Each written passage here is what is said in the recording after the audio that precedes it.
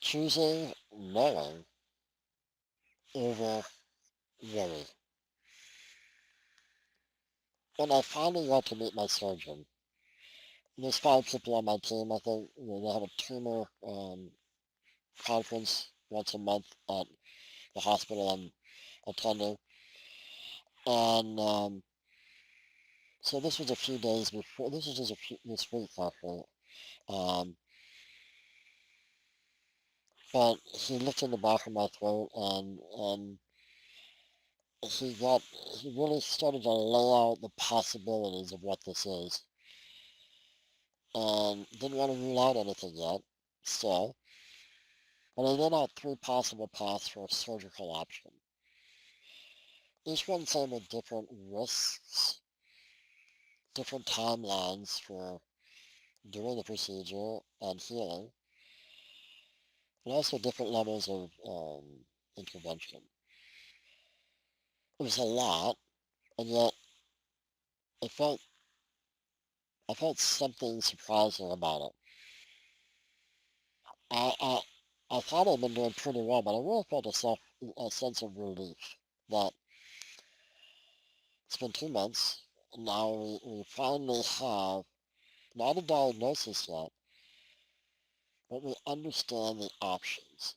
I'd be more than happy to go into all of those options with you if you private message me, but for here, understanding why things have moved so slowly and what these real variables were, it calmed my nervous system more than the reassurances ever could.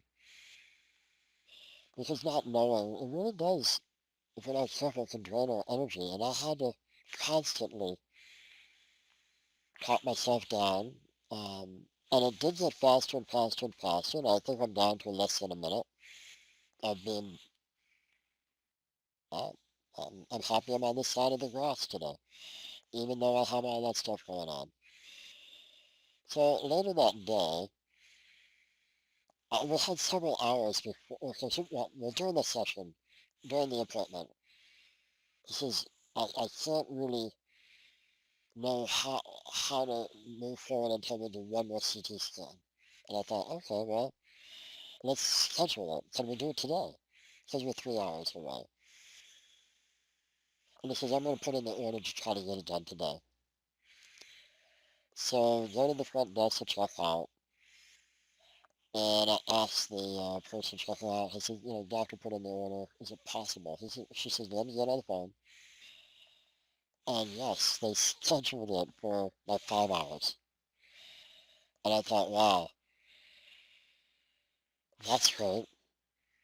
Now we have 5 hours to hang around before we make the drive home. And we've been wanting to see a particular movie.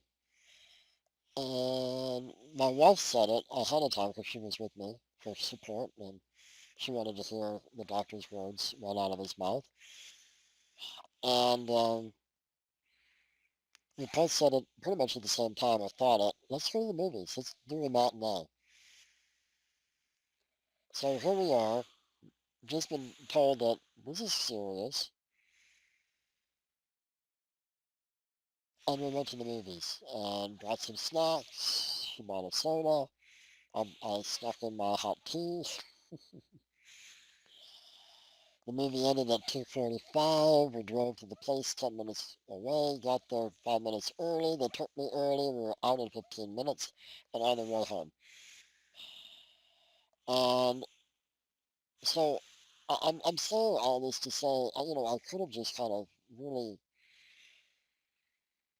I could have taken a different path. But this one I think was healing. So I'd love to hear stories about how you all have flipped the script, more or less. You chose to enjoy life even with the bad stuff going on in the background. And the background could be anything.